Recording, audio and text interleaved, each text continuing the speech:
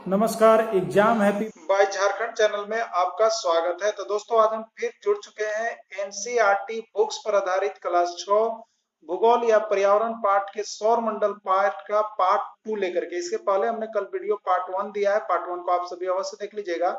तो देखिए, NCERT books के सभी प्रश्नों का पीडीएफ हम यहाँ पर लेकर के आपके सभी नोट्स लेकर के डेली उपस्थित हो रहे हैं।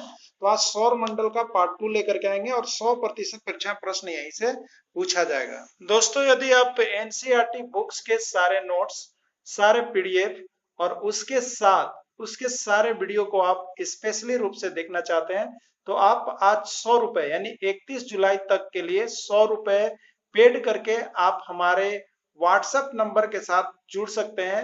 हमारा व्हाट्सएप नंबर होगा 96 310 54 226 पर 100 रुपए पेड करके जुड़ सकते हैं और सारे नोट्स और पीडीएफ को आप देखते रहिएगा। और साथ ही साथ आपका मॉक टेस्ट भी हम करवाते चलेंगे। और बिहार में 4 वर्षों के आकलन परीक्षा के प्रश्न पत्रों को आप यहाँ पर एक बार अवश्य रूप से देख लीजिएगा, जिससे आपको पता चल पाएगा कि आकलन परीक्षा का पैटर्न क्या होता है, किस प्रकार के प्रश्न आपके झारखंड में आकलन परीक्षा में पूछे जा सकते हैं। तो देखिए, इसके लिए हमारा व्हाट्सएप नंबर आप यहाँ स्क्रीन पर देख रहे हैं 96 310 54 226 पर अभी संपर्क करके हमसे जुड़ सकते हैं और 100 रुपये का फी दे करके एनसीईआरटी के सारे नोट्स को पढ़ सकते हैं और उसकी क्लासेज को आप कर सकते हैं। का सबसे बड़ा उपग्रह कौन है? देखिए, जिस तरह से आप यहाँ पर देखते हैं कि सबसे बड़ा ग्रह कौन है, ठीक है, तो सबसे बड़ा ग्रह के रूप में हम लोग जानते हैं उसको, बृहस्पति को जानते हैं। उसी तरह से पूछ देता है कि सबसे बड़ा उपग्रह कौन है, ठीक है। तो सबसे बड़ा उपग्रह जो है वो है टाइटन। और टाइटन किसका उपग्रह है? ठीक है, तो शनि का है। ठीक है, तो शनि का सबसे बड़ा उपग्रह टाइटन है, यानी सबसे बड़ा उपग्रह कौन है? यहाँ पर टाइटन है। और वो किस ग्रह का उपग्रह है? तो शनि ग्रह का उपग्रह है। ये प्रश्न आपका एग्जाम में आया हुआ है। अगला प्रश्न देखिएगा आप, यूरेनस ग्रह की खोज किसने की थी? ये भी प्रश्न आपका देखिएगा तो लगभग 10 से 15 बार आ गया है। तो यूरेनस ग्रह की जो खोज है वो आपका विलियम हर्शल के द्वारा किया गया था। तो आप इसको आकलन परीक्षा के लिए अच्छी तरह से आप देख लेंगे। अब देखिएगा, पृथ्वी ग्रह, ठीक है, हमारी पृथ्वी जो ग्रह है उससे अब तक क्या क्या प्रश्न पूछा गया है, एक नजर आप जरूर देख लेंगे। और यहाँ से आपको हम बता रहे हैं 2 प्रश्न आपके एग्जाम में पक्के निकल करके आने वाले हैं। तो आप देखिएगा यहाँ पर पृथ्वी के बारे में क्या क्या कहा गया है।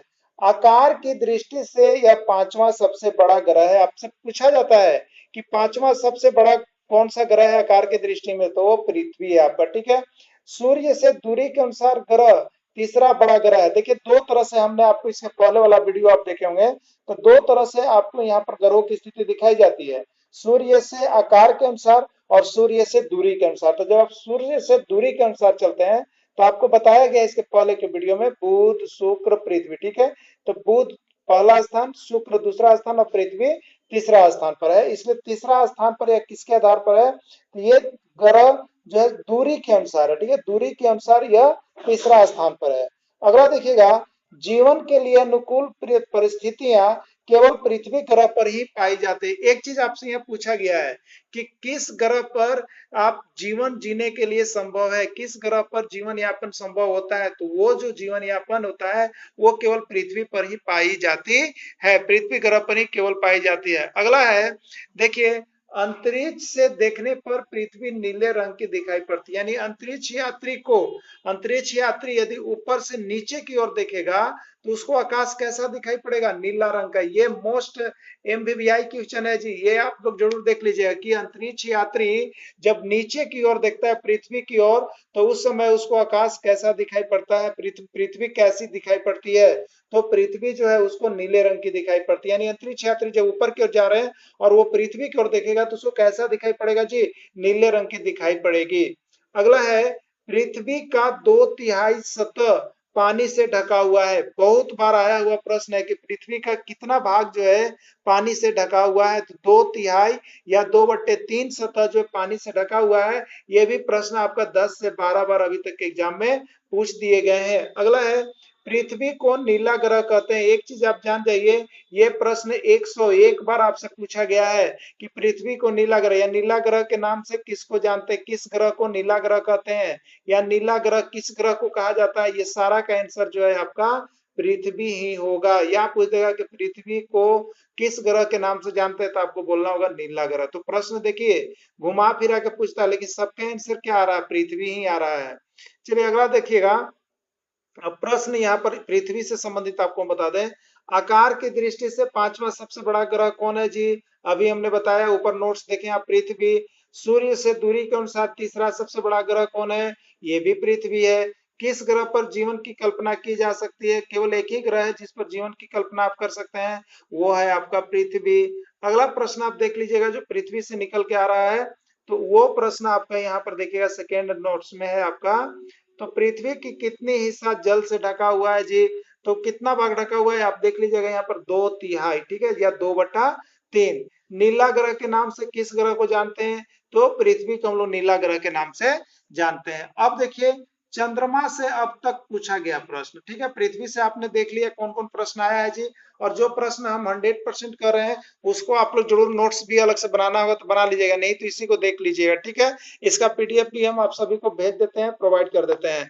अगला देखिएगा, पृथ्वी का एक केवल एकमात्र उपग्रह चंद्रमा है। ये प्रश्न आपका 5000 एक बार का ये तो पूछ दिया गया है कि पृथ्वी का एकमात्र उपग्रह कौन है, ठीक है। तो पृथ्वी का एकमात्र उपग्रह कौन है आपका? चंद्रमा है। या चंद्रमा किसका उपग्रह है? तो पृथ्वी का। देखिए प्रश्न घुमा फिरा के पूछ सकता है, पृथ्वी का केवल एकमात्र उपग्रह कौन है? तो चंद्रमा है। या चंद्रमा किसका उपग्रह है? तो पृथ्वी का है, ठीक है, यही चीज है। अगला देखिएगा, चंद्रमा का व्यास जो है पृथ्वी के व्यास का लगभग 1/4 होता है। पूछता है कि चंद्रमा का व्यास पृथ्वी के व्यास का कितना है? तो 1/4वां भाग यानी 1/4 भाग है, ठीक है। यहाँ पर क्लियर हो गया होगा आप लोग को। अब देखिए, चंद्रमा पृथ्वी का एक चक्कर लगभग 27 दिनों में पूरा करती है। यह भी प्रश्न आया हुआ है कि चंद्रमा पृथ्वी का एक चक्कर लगभग कितने दिनों में पूरा करती है? तो 27 दिनों में पूरा करती है। अब देखिए, पृथ्वी का एक उपग्रह का नाम बताइए। अब एक प्रश्न आपका, जो प्रश्न देखिए हमने इसी तरह से यहाँ पर नोट्स भी आपको दे दिए हैं, और उस पर जो अभी तक एमबीबीआई प्रश्न जो आया है केवल उसी का हम जिक्र कर रहे हैं। पृथ्वी का एक उपग्रह का नाम बताएं। पृथ्वी का एकमात्र उपग्रह कौन है? चंद्रमा है। यह एमबीबीआई क्वेश्चन है, यह 501 बार पूछा गया प्रश्न है, इसको आप लोग सभी को देख लीजिएगा। दोस्तों, आप हमारे क्लास में आप हमारे साथ 31 जुलाई तक के लिए 100 रुपए देकर के हमारे साथ जुड़ सकते हैं। और हम आपको बता दें, जिस पर हम आपको ये जो पीडीएफ आप देख रहे हैं एनसीईआरटी बुक्स के क्लास 6 का लिया हुआ है, तो डेली आपको हम सबसे पहले आपको व्हाट्सएप कर देंगे, व्हाट्सएप वीडियो कर देंगे, उसके बाद ये ऑब्जेक्टिव क्वेश्चन, उसके बाद आपको जो है व्हाट्सएप कॉलिंग के साथ हमारे साथ बातचीत होगी, और ये वीडियो जो है इस पर आधारित आपको भेज दिया जाएगा आपके व्हाट्सएप पर। आप 100 रुपए में केवल फी के साथ हमारे साथ जुड़ सकते हैं, और डेली यहाँ पर आपको समय दिया जाएगा हमसे बात करने के लिए। तो इस तरह से आप 100 रुपए का पेड कोर्स यहाँ पर ले सकते हैं हमारे चैनल से। अब देखिए अगला, ग्रहण से अब तक पूछा गया प्रश्न, ग्रहण कितने प्रकार के होते हैं? तो देखिए, ग्रहण जो है वो 2 प्रकार के होते हैं, ठीक है। ग्रहण कितने प्रकार के होते हैं? अब तक बहुत बार आया हुआ है, ग्रहण 2 प्रकार के होते हैं, एक को कहते हैं सूर्य ग्रहण और एक को कहते हैं चंद्र ग्रहण। अब हम आपको बता दें, ये सूर्य ग्रहण और चंद्र ग्रहण जो है ना, जरूर एक बार आप लोग अच्छी तरह से समझिएगा, यहाँ पर हम बता रहे हैं, ठीक है। तो चंद्र ग्रहण और सूर्य ग्रहण से एक प्रश्न लगभग आपको जो है पूछ दिया जाता है। देखिए अब यहाँ पर हम बताते हैं आपको सूर्य ग्रहण के बारे में। देखिए क्या लिखा हुआ है, देखिए सूर्य ग्रहण जो होता है ना, आप लोग सम्मी पेड़ का नाम जानते होंगे, जो आयुर्वेदिक पेड़ और यहाँ घर की शुभ लक्ष्मी मानी जाती है, सम्मी पेड़। तो उसको आप देखते हैं सूर्य के समान वो खिलते रहता है, ठीक है, ऊपर की ओर बढ़ते जाता है। तो यहाँ पर आप सूर्य ग्रहण के लिए सम्मी का पेड़ का नाम याद रख लीजिएगा। तो सम्मी का मतलब यहाँ पर आप स्पेलिंग क्या लिखेंगे? SM और E, सम्मी हो गया, ठीक है। इससे सूर्य ग्रहण से संबंधित सारे प्रश्न आपके यहीं पर क्लियर हो जाएंगे। देखिए S का मतलब क्या है? सन यानी सूर्य है। M का मतलब है मून यानी चंद्रमा, और E का मतलब है अर्थ यानी पृथ्वी, ठीक है। तो आपसे यही चीज पूछता है कि सूर्य ग्रहण कब लगता है, तो यहाँ पर बहुत तरह से इसका आंसर आपको देखना पड़ेगा। तो आप इसी तीनों से देखिए, SME है ना, तो यहाँ पर सूर्य ग्रहण कब होता है? तो देखिए चंद्रमा जो है, ये चंद्रमा ये किसके बीच में है? तो सूर्य और पृथ्वी के बीच में आ जाता है तो भी सूर्य ग्रहण होगा। दूसरा क्या बोल सकते हैं हम बोल सकते हैं कि चंद्रमा अब किसके बीच में, आप पहले सूर्य लिए फिर पृथ्वी लिए। हो सकता है कि आप पृथ्वी और उसके बाद सूर्य कहें तो कोई दिक्कत है, कोई आपत्ति नहीं है, क्योंकि पृथ्वी और सूर्य के बीच में आ जाती है, यानी चंद्रमा किसके बीच में? पृथ्वी और सूर्य के बीच में आती है तो भी सूर्य ग्रहण होता है, ठीक है। यहाँ पर अब देखिए कोई ऐसी चीज का ऑप्शन के बोलेगा कि जब सूर्य और पृथ्वी के बीच में चंद्रमा आ जाती है, तो क्या आपको प्रॉब्लम है? बात तो वही हो रही है ना, जिस तरह से हमने बोला सूर्य और पृथ्वी के बीच में क्या आ जा रही है? चंद्रमा, तो वो भी सूर्य ग्रहण है। तो इस तरह से प्रश्न पूछा जाता है और उसके ऑप्शन को आपको अच्छी तरह से डीलिंग करना पड़ता है। तो सूर्य ग्रहण के लिए आप समी के पेड़ को याद रखिएगा। सूर्य ग्रहण आपका इससे एकदम पूरे रूप से कंप्लीट हो रहा है। इसी में देखिए हमने यहाँ पर लिखा है, लिख भी दिया है हम। दूसरा, सूर्य और पृथ्वी के बीच में चंद्रमा आ जाती है, ये भी सही है। अब बोला जाए तो चंद्रमा, चंद्रमा को हम देखें तो चंद्रमा किसके बीच में था? एम किसके बीच में था? एस और ई के बीच में था, या ई और एस के बीच में था? तो पृथ्वी और सूर्य के बीच में आ जाते थे। इस तरह से कोई भी ऑप्शन होगा तो देखिए मध्य में कौन आएगा? तो चंद्रमा ही आएगा, ठीक है। चाहे वो पृथ्वी और सूर्य के बीच में आ जाए, या सूर्य और पृथ्वी के बीच में आ जाए, या चंद्रमा पृथ्वी और सूर्य के बीच, इस तरह से सारे ऑप्शन आपको मिल सकते हैं और आप वहां पर देखने का प्रयास करिएगा, ठीक है। तो देखिए ये प्रश्न बहुत बार आपको बता देते हैं, 1001 बार कहिए कि सूर्य ग्रहण कब लगता है, तो आप उस समी का पेड़ जरूर याद रख लीजिएगा। ये ट्रिक है हमारी तरफ से बनाया हुआ आप लोगों का, तो समी का पेड़ याद रखिए दोस्तों। हम देखिए आपको यहाँ पर सारा चीज ट्री के माध्यम से, चाहे आपके मैथ हो, चाहे साइंस हो, चाहे ईवीएस हो, चाहे पेडागोगी हो, सारी चीजों को हम लगभग आपको कवर करने की यहाँ पर कोशिश करेंगे। एनसीईआरटी बुक्स पर आपका 70% प्रश्न आ रहे हैं, तो एनसीईआरटी का नोट्स पढ़ने के लिए आप हमारे चैनल से जुड़ जाइएगा। और यदि आप हमारे साथ संपर्क में रहना चाहते हैं, आप हमारे पेड कोर्स को ज्वाइन करना चाहते हैं, तो आप जो है हमें 31 तारीख तक यानी 31 जुलाई तक के लिए 100 रुपए अवश्य पेड करके जुड़ जाइए। आपको जो है यहाँ पर सारा एनसीईआरटी बुक्स का नोट्स उपलब्ध हो जाएगा। चलिए आप देखिए यहाँ पर, तो सूर्य ग्रहण कब लगता है? तो जब चंद्रमा जो है पृथ्वी और सूर्य के मध्य स्थित होती है। ये आपको क्लियर हो गया होगा सूर्य ग्रहण।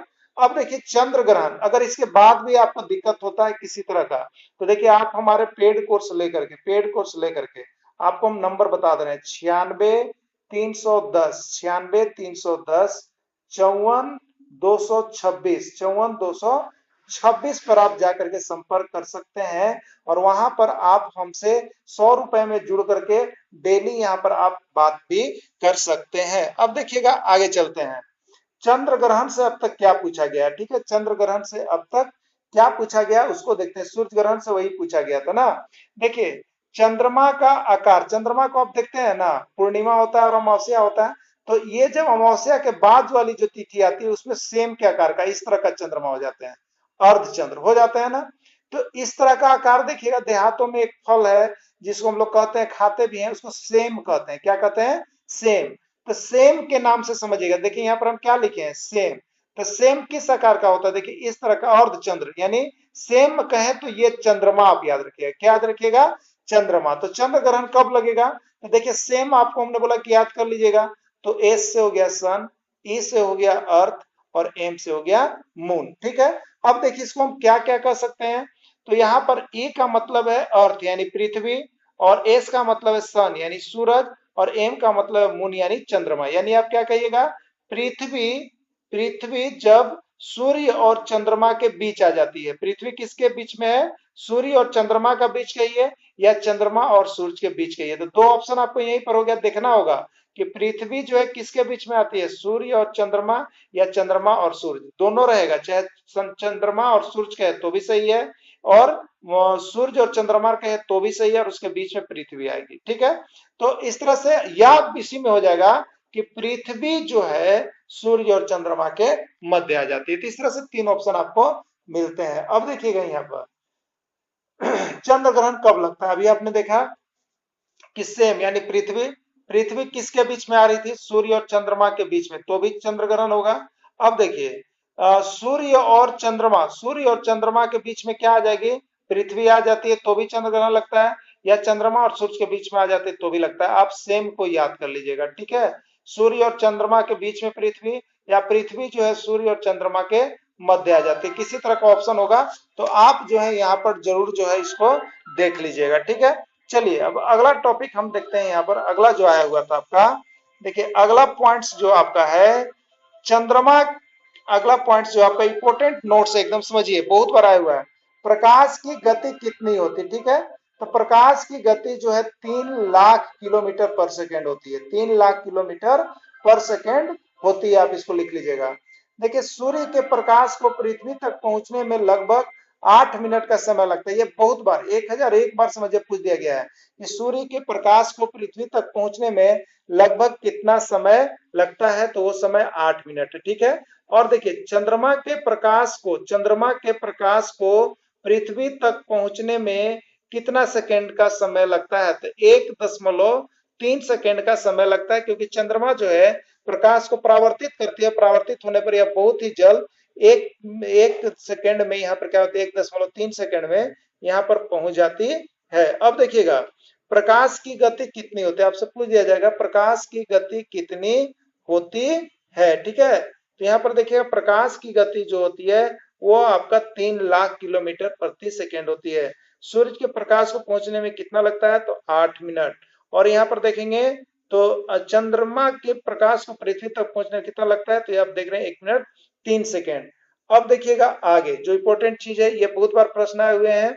अब अगला प्रश्न जो है आपको क्षुद्र ग्रह से आता है, जो आपके एनसीईआरटी बुक से ही हम आपको ले रहे हैं। यहाँ पर क्लास 6 के पर्यावरण का यहाँ पर लिया गया है। तो दोस्तों एनसीईआरटी बुक्स की सारी किताबों को पढ़ने के लिए, सारे सिलेबस को पढ़ने के लिए आप जो है यहाँ पर 100 रुपए पेड कोर्स के साथ हमारे साथ जुड़ सकते हैं, जिस पर आपको सारी क्लासों की सुविधा मिलती रहेगी एनसीईआरटी की क्लास के लिए, आकलन परीक्षा की तैयारी के लिए। अब देखेंगे मंगल और बृहस्पति की कक्षाओं के बीच पाए जाने वाले ग्रह को क्षुद्र ग्रह कहते हैं। ठीक है। क्षुद्र ग्रह किसको कहते हैं, बहुत बार आया हुआ है कि मंगल और बृहस्पति कक्षा के बीच में पड़ने वाले ग्रह को किस नाम से जानते हैं, उसका आंसर हो जाएगा क्षुद्र ग्रह। यानी मंगल और बृहस्पति कक्षाओं के बीच में जो ग्रह पाई जाती है वो आपका क्षुद्र ग्रह के नाम से जाना जाता है।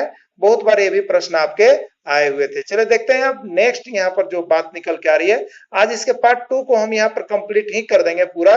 ठीक है। कल पार्ट 2 स्टार्ट करेंगे। आज पार्ट 1 है, एक्सरसाइज 1 है आपका।